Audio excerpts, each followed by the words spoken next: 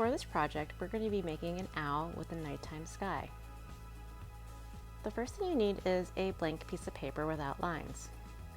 You are going to fold this piece of paper hamburger style, which means you'll take, if it's landscape, the left side, fold it over to the right side, match up the corners and hold them down, and then crease the paper.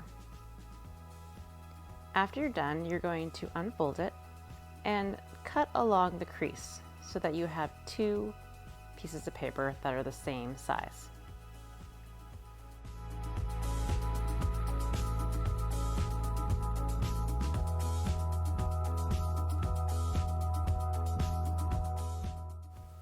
One of these papers are going to be for this week, and we're going to make the night sky on it. And the second paper is for our owl. So go ahead and write owl on the front of one paper and put it to the side. On your blank piece of paper, make sure it is vertical, which means it is tall. On the top right, we're going to make a moon. Make sure that the moon isn't too close to the edge, but you can either make a circle moon or a crescent moon. It should be maybe 1.5 inches tall, or about the size of a really small clementine. At the bottom of the paper, about 2 inches from the bottom, you're going to draw a slightly wavy line. This is going to be the top of the branch that goes from left to right. Leave room underneath. Underneath, we're going to draw a similar line that kind of runs parallel and then drops down to the bottom of the page. Now in that big space that we just made, you're going to make a V pointing to the right side of the page. And now you can see that we've made a branch that kind of forks off to the right. Now we're going to color.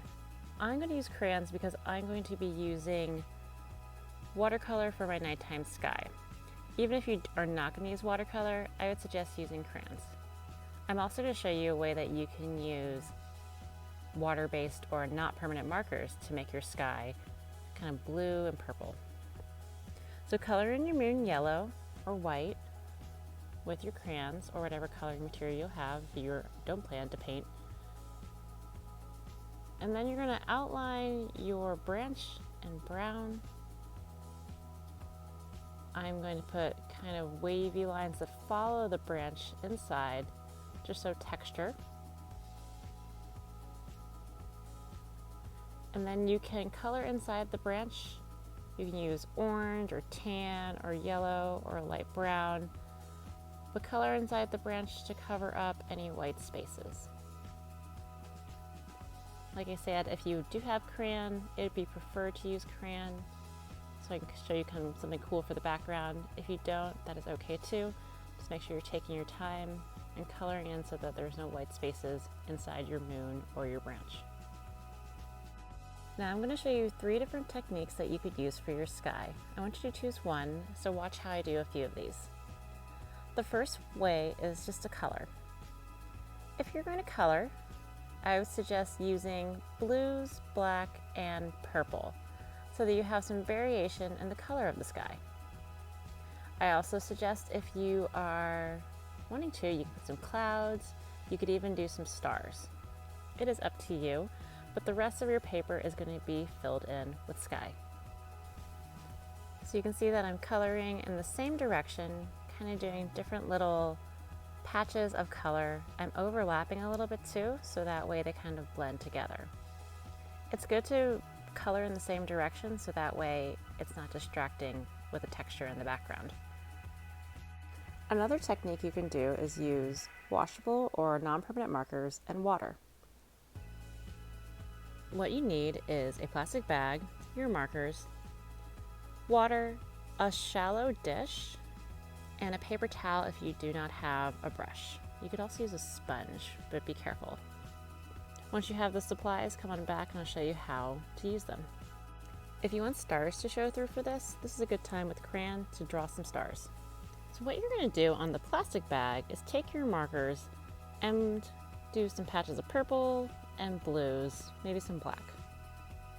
Once you have covered the plastic bag with marker, you're going to take your paper towel and make it damp by wetting it into the water.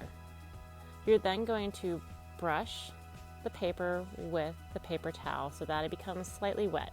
You don't want to soak the paper. You can also do this with a brush. If you do it with a sponge, make sure that the sponge is not dripping. Once the paper is wet, you're going to put the plastic bag, marker face down, onto the wet paper before it dries out.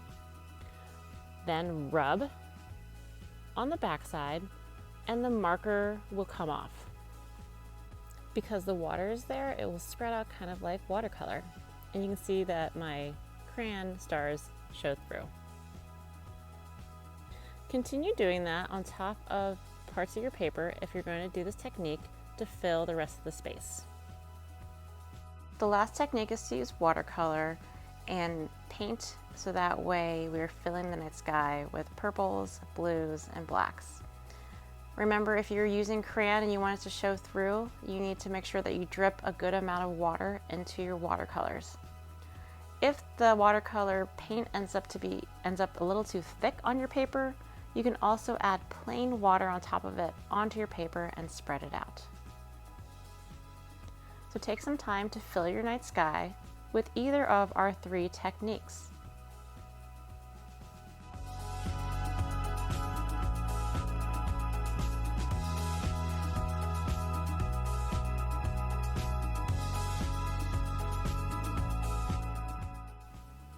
Once you're done with your background, make sure you put it somewhere safe to dry and that you clean up. This is the end of week 1. If you're ready for week 2, go to the next video where we will be drawing and cutting out our owl.